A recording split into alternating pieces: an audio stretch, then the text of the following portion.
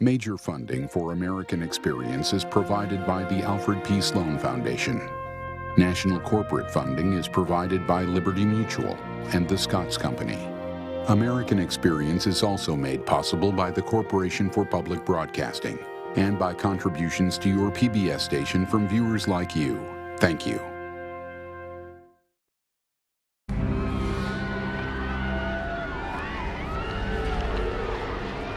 It would come without warning.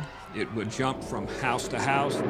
It could come into a house and make one person sick, two people sick, but not make the other people sick. It attacked the rich, it attacked the poor, it attacked the clean, it attacked the dirty. For 2 centuries, it terrorized the nation, bankrupted cities, took tens of thousands of lives. It was called the visitor, the invader. Yellow fever was horrible. The patient is spraying black vomit across the room. They're in agony, they're screaming. It happened so fast. It killed so quickly.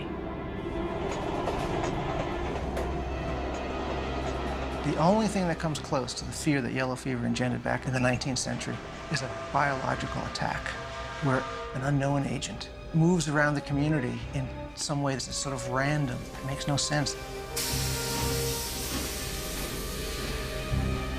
Unraveling the mystery of yellow fever would take a leap of logic by an obscure scientist. The conversion of a skeptical army doctor. And a young surgeon's ultimate sacrifice.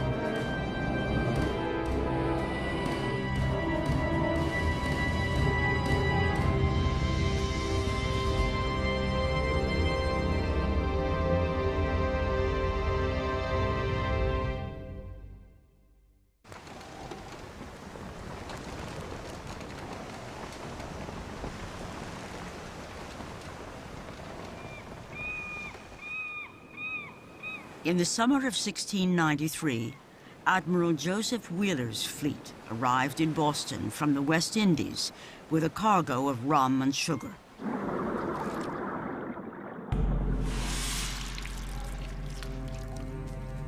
Within weeks, men and women scattered across the city began to show symptoms of a strange illness. Jaundice, high fever, black vomit.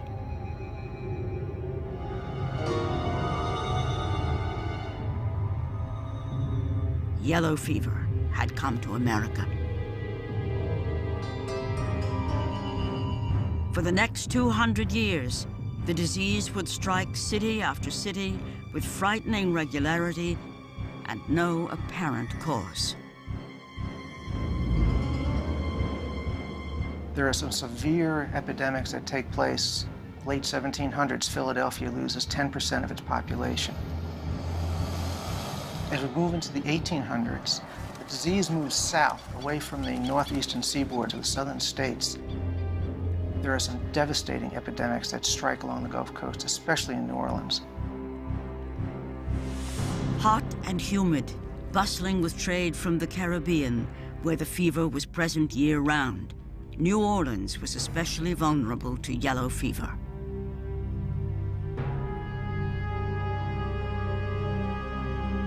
Summer epidemics would claim hundreds, even thousands of lives. There was no way to protect yourself from it. Even though they knew that it would come in the summer, sometimes it didn't come. There were some summers where there was very little yellow fever. And then another summer it would come and it would be a scourge of biblical proportions.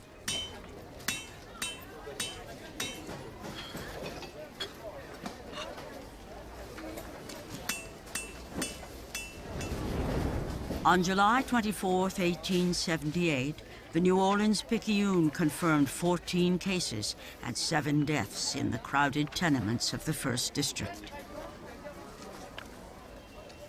Soon, cases of yellow fever were reported in the better sections of town. Panic gripped the city.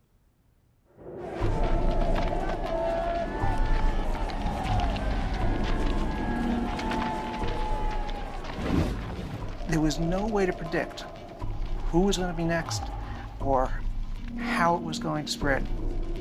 The way it moved through a community, from house to house, skipping houses, skipping neighborhoods, coming back and getting neighborhoods later on, attacking rich and poor in some way that makes no sense. It's sort of random. The way it attacked and what it did to its victims just horrified people. People develop a headache, they develop fever, they develop back pain, they hurt all over and ache all over. And these symptoms usually last for about 48 to 72 hours. And it's just like having the flu.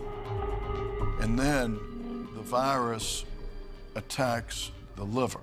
And when the liver is destroyed, proteins, which are very necessary for proper blood coagulation, are also destroyed. You would bleed from your eyes, from your nose, from your mouth. One of the worst aspects of the disease in its final stages was that you're bleeding internally into your stomach, and then that blood is digested and you end up vomiting it out, and it's sort of like wet coffee grounds. It's not a quiet death. You are struggling, you're frantic. Doctors would have to strap their patients down while they watched them die.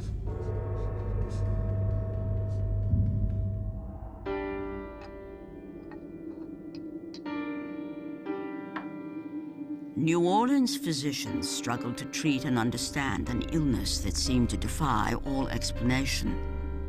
They prescribed bloodlettings, carbolic acid, massive doses of quinine. To ward off the illness, citizens covered themselves in mustard plaster, shut windows to keep the fever out.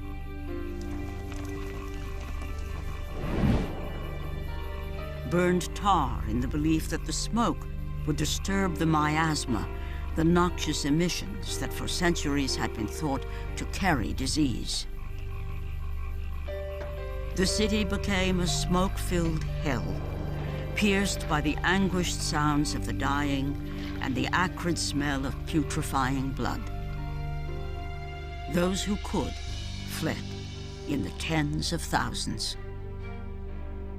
People are running in fear. Those who remain are struggling to survive. There may be no food coming in. There is no goods going out.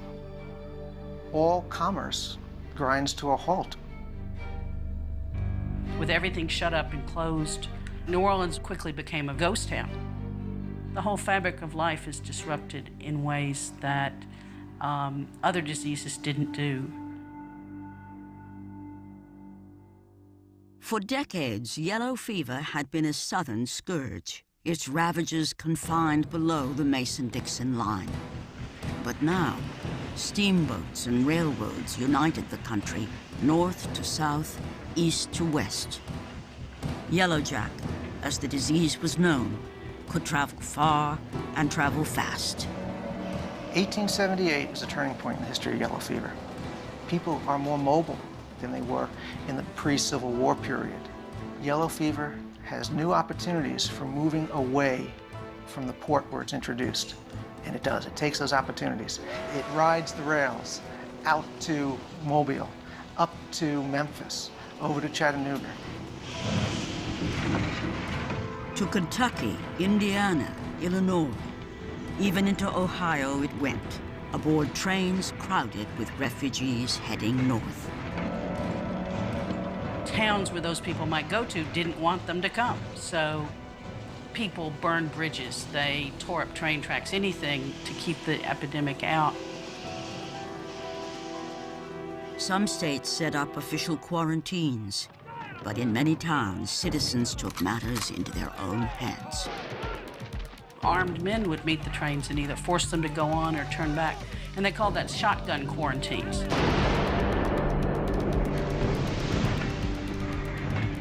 One man with a shotgun is going to keep a train either moving or at least keep people from getting off of it. But there was no stopping Yellowjack. The epidemic spread to 11 states and 200 communities. 120,000 people became infected.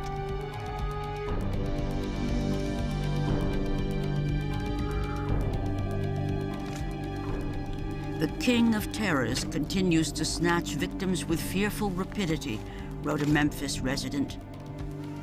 One by one, those who remain in the city and are liable to the monster malady are taken down.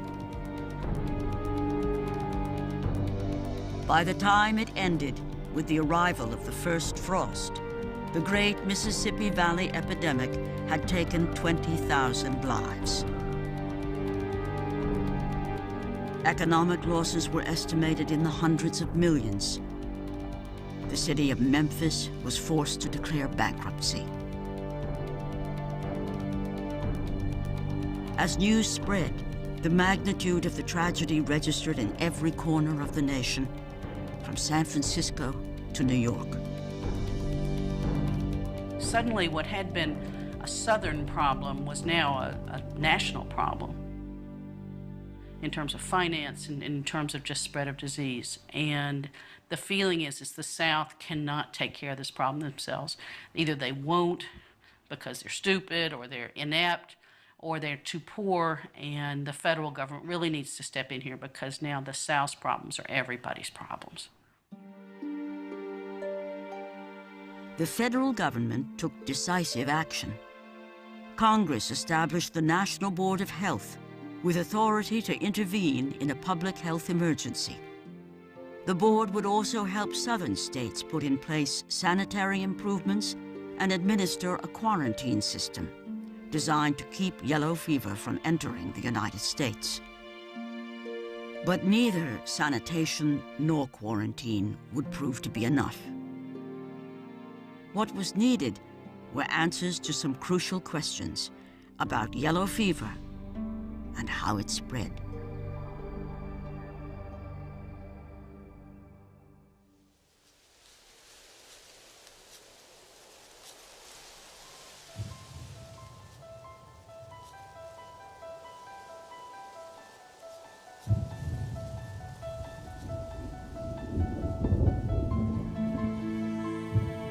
At his laboratory in his home in Old Havana, Dr. Carlos Finley had been studying yellow fever for quite some time.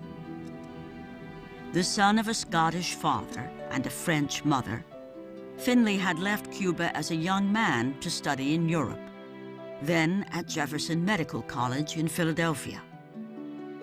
He returned to Cuba in 1864, where he settled down. In 1872, he began to investigate yellow fever, a disease that year after year swept through his native country. He looked at changes in temperature, altitude, even the alkalinity of the atmosphere. Then, young Dr. Finley made a scientific breakthrough. He had read that some diseases could be spread through an intermediate host. There's a particular disease of wheat that has to first incubate in another plant before it can be spread. So he deduced that what was necessary to spread it was an agent that would take it from the sick person to a healthy person. In 1879, an American scientist handed Finley his next clue: microscopic slides of tissue from yellow fever victims. And he left Finley with some photographs that clearly indicated to Finley that yellow fever must be spread somehow through lesions in the blood vessels, that it must be a biting insect that accesses those blood vessels. That's how he first came upon the idea that it was a mosquito. With nearly 1,000 species of mosquitoes, Finley searched painstakingly for the one that transmitted the disease. What he did was he figured out where that mosquito was present, and he mapped that against where cases of yellow fever occurred. And since they mapped perfectly to each other, he deduced that yellow fever was spread by this particular mosquito, the Aedes aegypti mosquito. It was a remarkable idea, perhaps too remarkable for its time. In the 1880s, the germs that cause the most familiar diseases were just being identified. And these germs got into the body in fairly obvious ways. Cholera, you swallow it. Tuberculosis or diphtheria is inhaled. But the idea that another way that germs could get into the body was through an insect was not out there.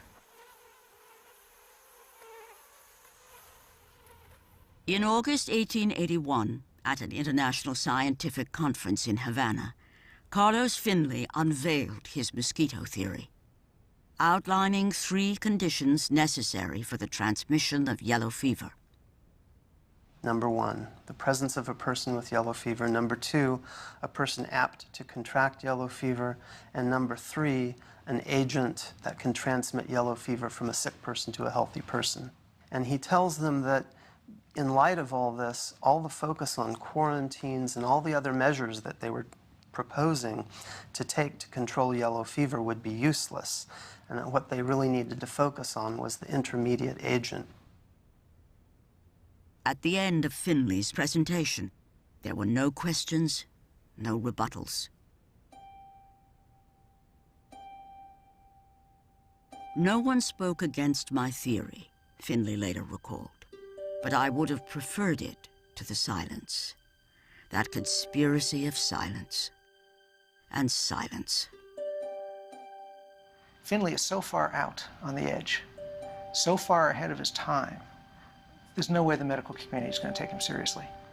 He becomes the mosquito man, the crazy Cuban doctor, who's got this wild theory about insects carrying disease.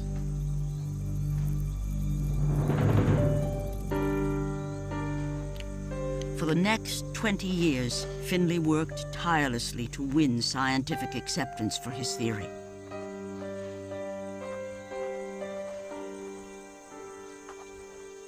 Conducting experiments with mosquitoes on 100 volunteers, he focused on transmission while others searched for a cause.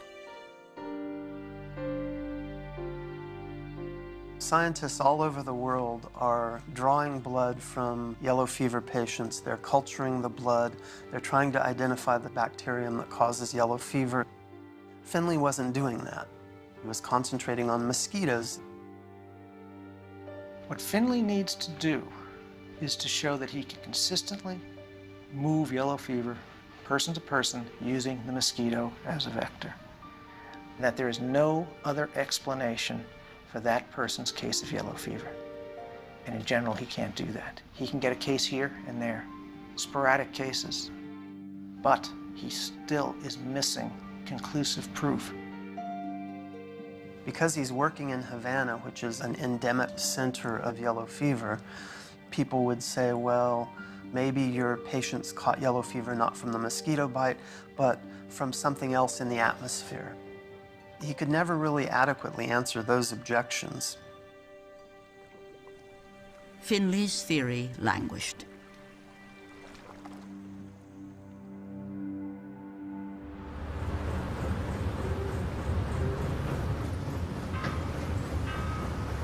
In 1898, the United States declared war on Spain. 40,000 American troops landed on the island of Cuba, a Spanish colony. Cuba has been suspected for decades as being the source of the yellow fever that comes into the United States. It's an endemic disease in Cuba. It's always there, and that raises all sorts of fears. There's fears about soldiers and becoming infected in Cuba. There's fears about soldiers returning from Cuba and bringing yellow fever with them.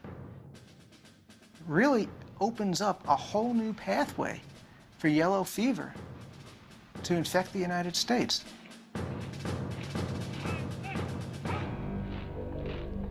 In only 3 months, the American army defeated Spain and occupied Cuba.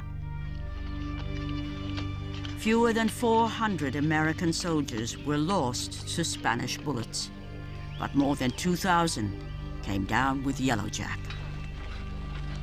An African-American regiment, the 24th Infantry, lost a third of its men to the disease.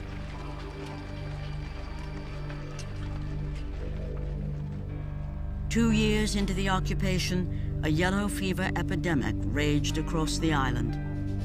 The lives of 15,000 American troops were at risk.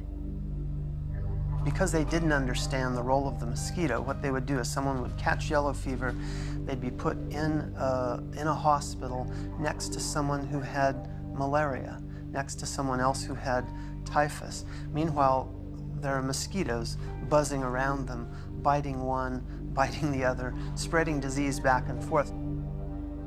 We thought that it was transmitted by fomites. Fomite was any inanimate object that could transmit an illness, and so there was felt to be something on the clothes, on the furniture, the sheets that the sick people slept on. There was felt to be something in those materials that could transmit the disease.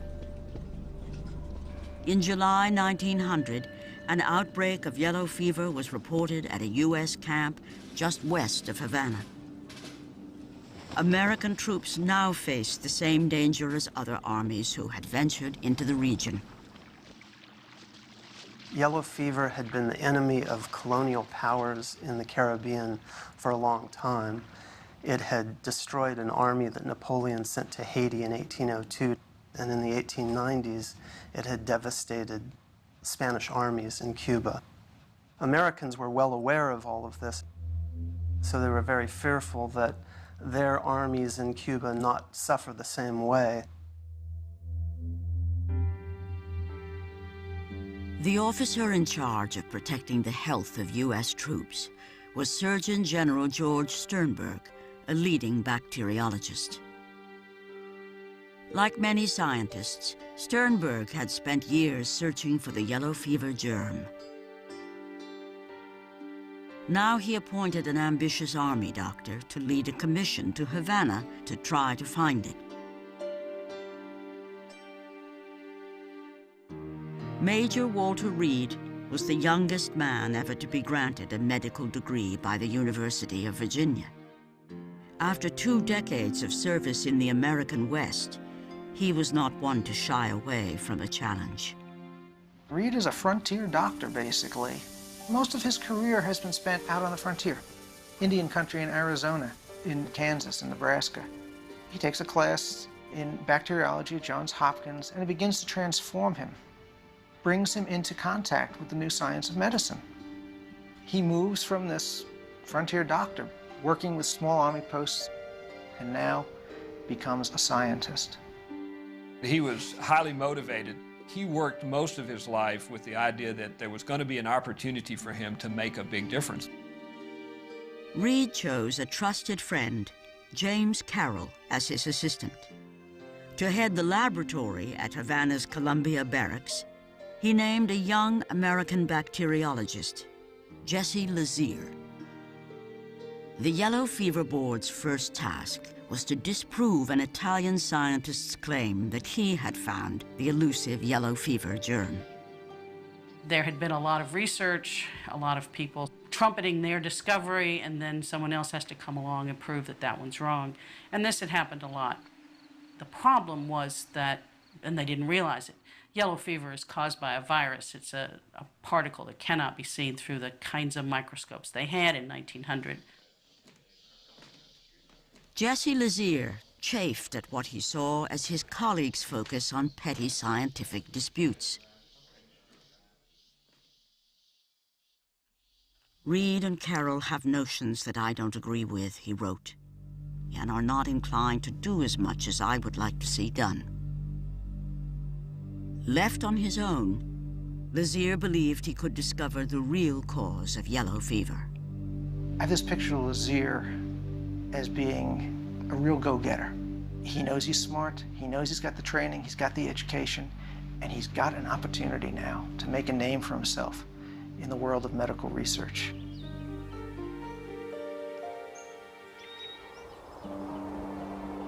Lazier had arrived in Cuba with his son, Houston, and his wife, Mabel, who carried their second child.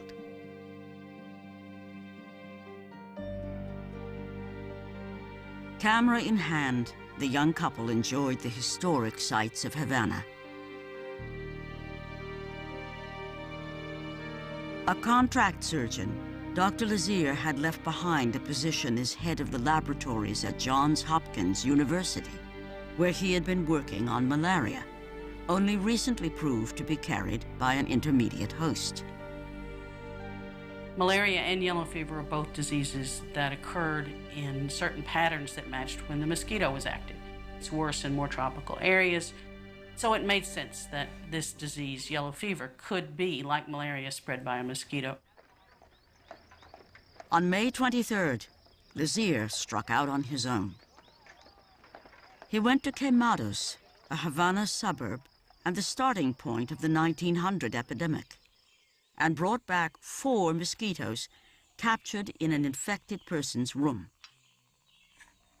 He dissected the insects and looked in vain for the yellow fever germ.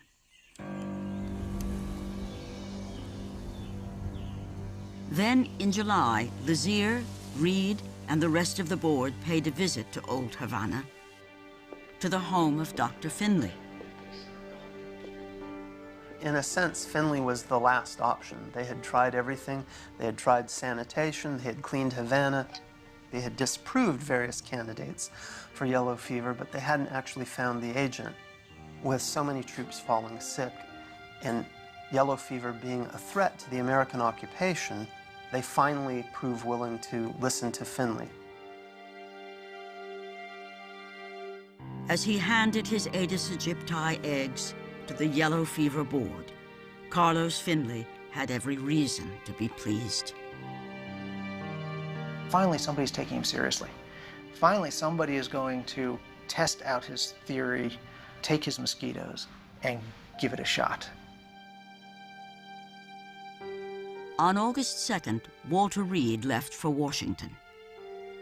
Although deeply skeptical of Finley's theory, Reed had instructed his staff to begin conducting mosquito experiments. They agreed at that point in time that as they began their mosquito experiments, they would experiment on themselves, that they would be the first guinea pigs to take the mosquito bites to see if they could transmit yellow fever.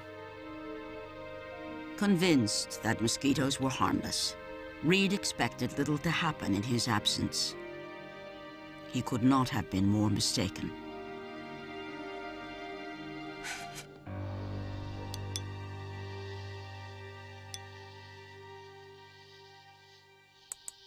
Jesse Lazier took over Finley's mosquitoes. Meticulously following Finley's techniques, each day, Lazier would take his birds, as he called them, to Los Animas, the U.S. Army Yellow Fever Ward. There, he would have them load, feed on the blood of infected patients. Then he would have the loaded mosquitoes bite healthy volunteers. After 9 inoculations, 2 on himself, Lazier had failed to produce a single case of yellow fever. Discouraged, he was ready to give up.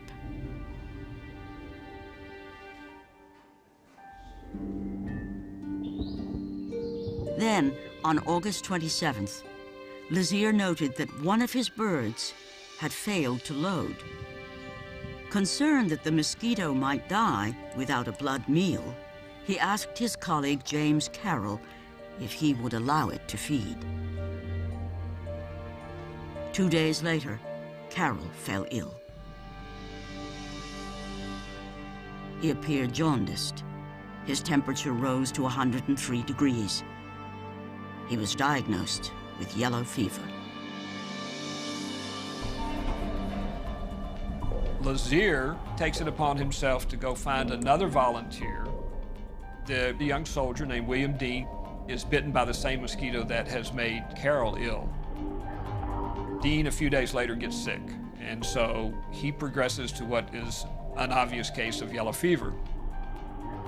Dear Mabel, Lazier wrote his wife, who had returned to the United States to give birth. I rather think I'm on the track of the real germ, but nothing must be said as yet. I have not mentioned it to a soul. He's the physician who inoculates Carol, which is the first case that the team probably transmits from the mosquito to a person.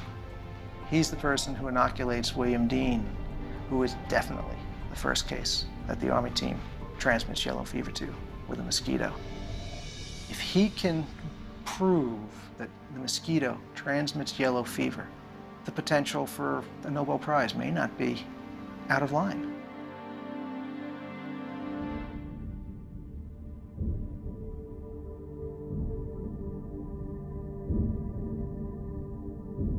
The morning of September 18th, Jesse Lazier did not report to work. The next day, he was taken by ambulance to the Columbia Barracks Hospital.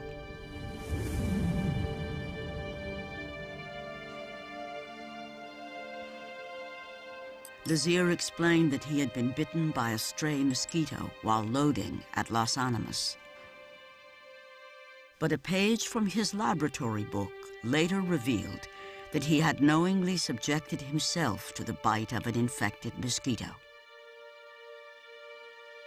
When Lazier exposes himself to yellow fever, he probably doesn't think that his risk of dying is all that great. He's infected two other people, James Carroll and William Dean, and they've become ill, but they're both recovering. Lazier probably believes that he too can produce a case of yellow fever in himself, and that he too can recover and carry on his work.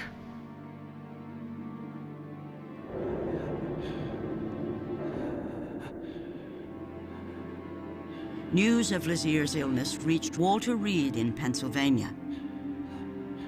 A career military man, Reed now realized that he had left his men in harm's way.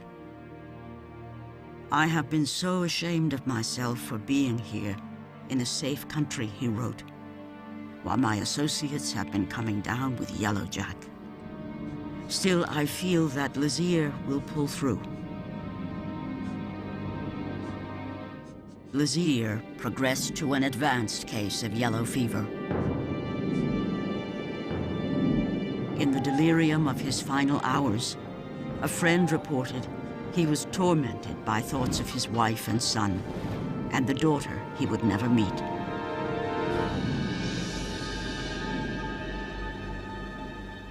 When she got the telegram, Dr. Lazier died this evening, she was in horrible shock because she didn't even know he was sick.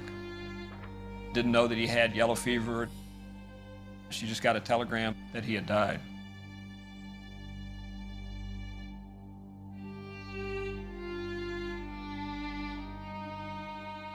"He was a splendid, brave fellow, and I lament his loss more than words can tell," wrote a devastated Reed. But his death was not in vain. His name will live in the history of those who have benefited humanity. When he had left for Washington 6 weeks before Lazier's death, Reed had doubted Finley's mosquito theory. Now, as he returned to Cuba on October 4th, he was firmly converted to the belief that the mosquito was indeed the transmitter of yellow fever. Reed has got to be comfortable before he tells the world that, in fact, he has an indisputable case of experimentally transmitted yellow fever where the mosquito was the agent of the disease. Known to be cautious and meticulous, Reed now worked furiously. He pored over Lazier's lab books and noted a 12-day interval between the time of loading and the day the mosquito transmitted yellow fever to Carol. 16 days in the case of Dean. This observation fit with a theory developed by a doctor in Mississippi, that there was a lapse of 2 weeks between the first appearance of yellow fever and the appearance of a second case. The light bulb probably just went off and said, hey, this is it. You've got to have this period in the mosquito. Not sure what takes place in the mosquito. but it must take place in the mosquito, and it must take at least 12 days for it to happen. So I think that was kind of an epiphany type thing. During that 12-day interval, the virus ingested with a blood meal matures in the mosquito's digestive tract, making its way to the salivary glands to be transmitted when the mosquito bites again. This was the missing piece, the one that had eluded Carlos Finley. Less than 3 weeks after returning to Cuba on October 23rd, Reed made his case for the mosquito theory at a gathering of the American Public Health Association. It basically had two cases. It had Carroll's case, it had Dean's case. Lazier had died, but they had no evidence that he had experimented upon himself at that point in time. He and Sternberg wanted to get this published as soon as they could because they knew there were other people working in the field and they wanted to get credit for the Army board and for the men involved. While some observers were impressed, the Washington Post called the mosquito theory silly and nonsensical. Faced with skepticism, Reed realized that he needed incontrovertible proof. He obtained permission to pay $100 in gold to American soldiers and Spanish immigrants to serve as volunteers, $100 more if they became ill. Though all were required to sign consent forms, the human experiments triggered a wave of criticism. The Spanish consul in Cuba issued a formal complaint to the American authorities. Reed was undeterred. On November 20th, 1900, at an isolated spot in Havana, Walter Reed opened a specially designed experimental station. He called it Camp Lazier. He designs a camp that accounts for just about everything that he can think of that might interfere or put any doubt into his results. It has to be precise, scientific method. There can be no sloppiness at all in what he does. He placed his volunteers in two separate cabins, which he called Building 1 and Building 2.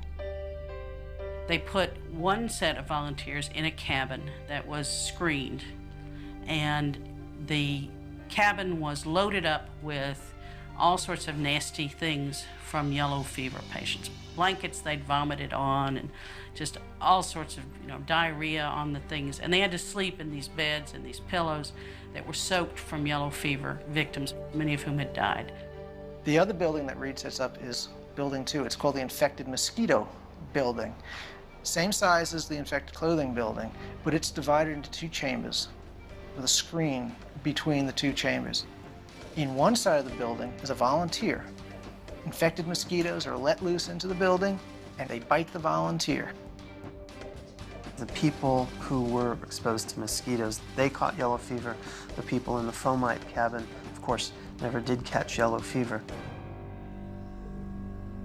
It was an elegant and clever experiment, and it convinced the scientific world that it wasn't some particle of yellow fever contagion in the blood or in skin tissue or something like that, that it had to be transmitted via mosquitoes. He convinces the scientific world where Finley couldn't. Reed invited Carlos Finley to Camp Lazier to witness the success of his experiment. "I suppose old Dr. Finley will be delighted beyond bounds," Reed wrote, "as he will see his theory at last fully vindicated."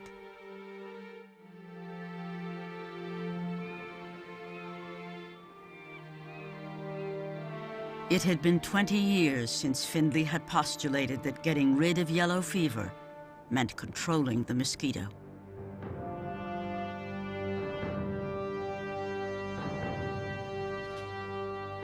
Now, Major William Gorgas, Chief Sanitary Officer, ordered U.S. Army troops onto every street and into every home in Cuba's capital, putting Finley's theory to the test. As soon as he heard about a case of yellow fever, The patient was put in a screened room so that the mosquitoes couldn't get in or out. And they did things to eradicate any mosquitoes that were in that room. Teams move out across the city, fumigating homes and buildings, tracking down places where mosquitoes breed, eliminating standing water.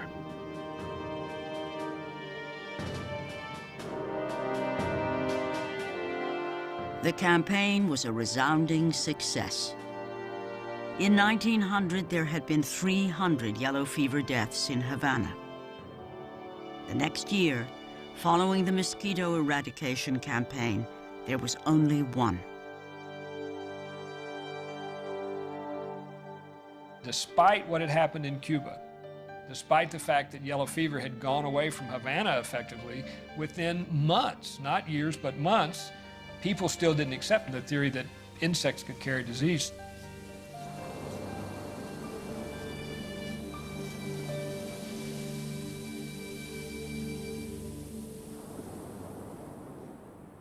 Back in Washington, Walter Reed spent much of his time trying to convince health officials that controlling mosquitoes was the key to controlling yellow fever. Reed was particularly frustrated with some of the leaders of Southern Public Health and the State Board of Health of Louisiana. He wrote a letter to one of his friends and said maybe we should arrange for a few of them to be bitten by some loaded stegomyia, the name they had for the Aedes aegypti mosquito, to get them out of the way. But Reed's influence in the yellow fever debate would come to an unexpected end. In 1902, Walter Reed died from complications of appendicitis. The nation's champion of the mosquito theory was gone.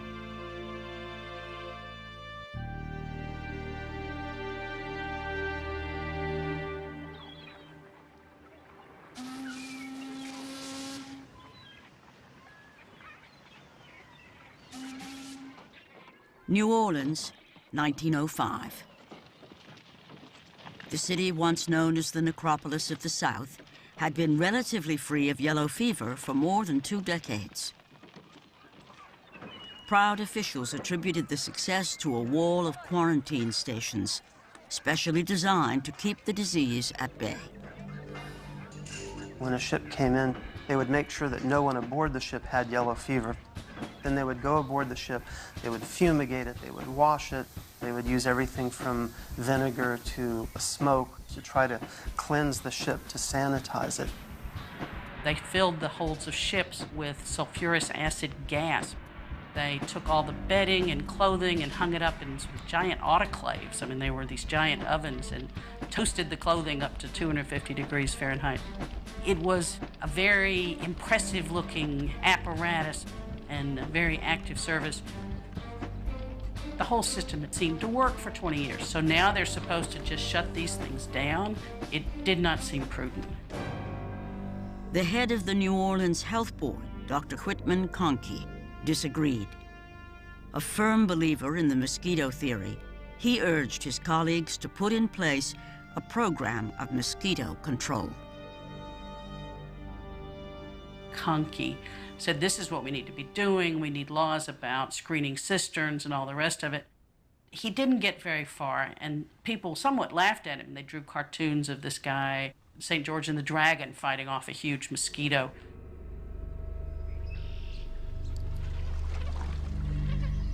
In the spring of 1905, a smuggler's ship with a cargo of bananas bridged New Orleans' quarantine wall and quietly made its way through the backwaters of the Mississippi. On June 12th, 2 suspicious deaths were reported near the waterfront. Yellow fever once again threatened New Orleans, and once again, the city was unprepared.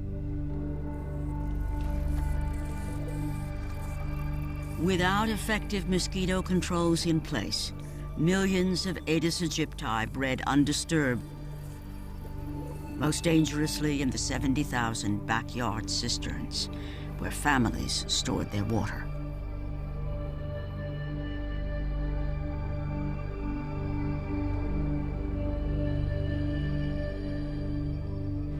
On June 22nd, New Orleans authorities declared an emergency. By then, 100 people had come down with the disease. 20 had died. Conkey decided there was no more time to waste.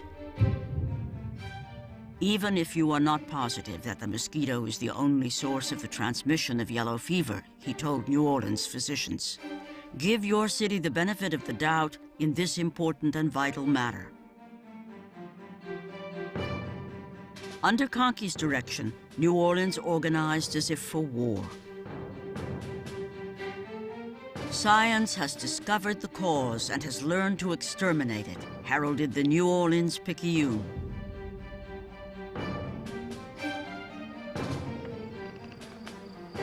The mosquito control techniques that the U.S. Army had used so effectively in Havana were now applied to the Crescent City.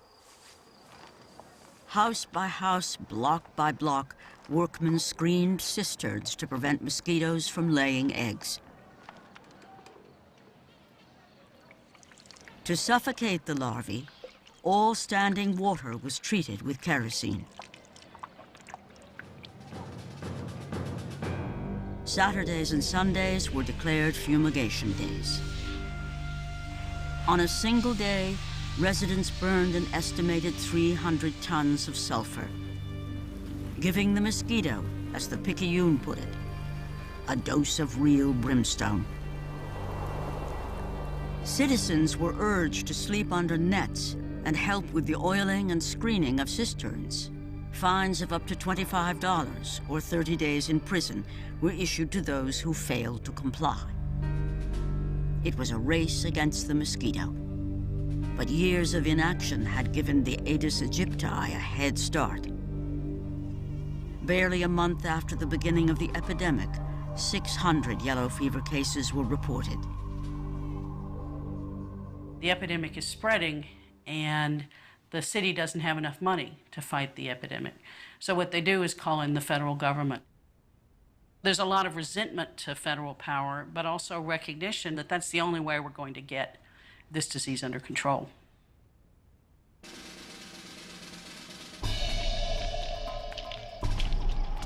We regard this as the first crucial test in America of the mosquito theory, proclaimed federal authorities. And it must be perfect to be efficient. And they have a mission: destroy the mosquito.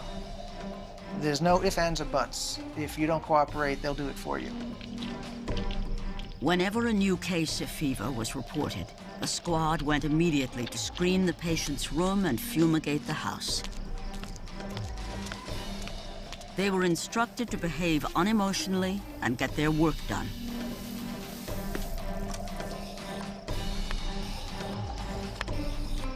It was like watching a huge machine, well-oiled and efficacious, one reporter wrote.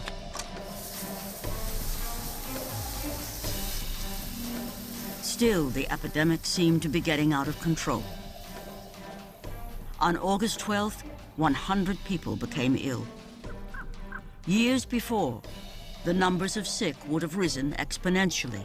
Thousands would have died by the first frost. But this time, the mosquito control measures that so many had doubted made all the difference.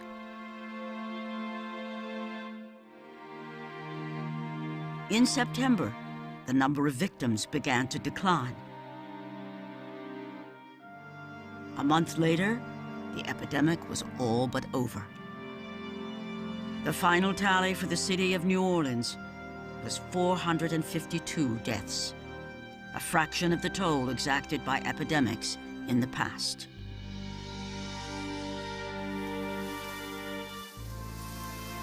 It really was a triumph for science in an era when the expert is increasingly being called upon to guide government action.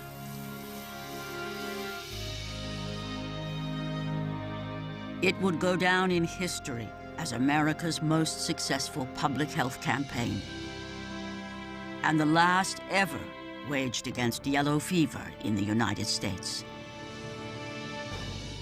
The brilliance of Carlos Finley, the dedication of Walter Reed, and the sacrifice of Jesse Lazier spared the United States the suffering and fear that once made yellowjack the nation's most dreaded epidemic. Though a cure for yellow fever has not been found, nor the virus eradicated, in the United States, there has not been a yellow fever epidemic for more than 100 years.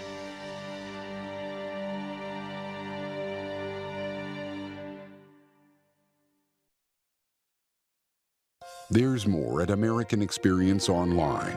Visit companion websites for each American Experience episode with interactive features, additional interviews, plus rare videos and photos. All this and more at pbs.org.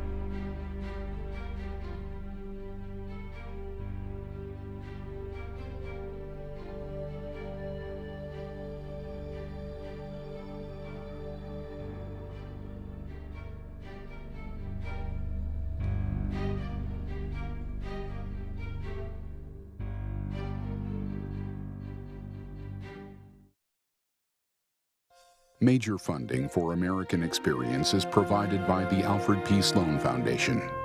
National corporate funding is provided by Liberty Mutual and the Scots Company. American Experience is also made possible by the Corporation for Public Broadcasting and by contributions to your PBS station from viewers like you. Thank you.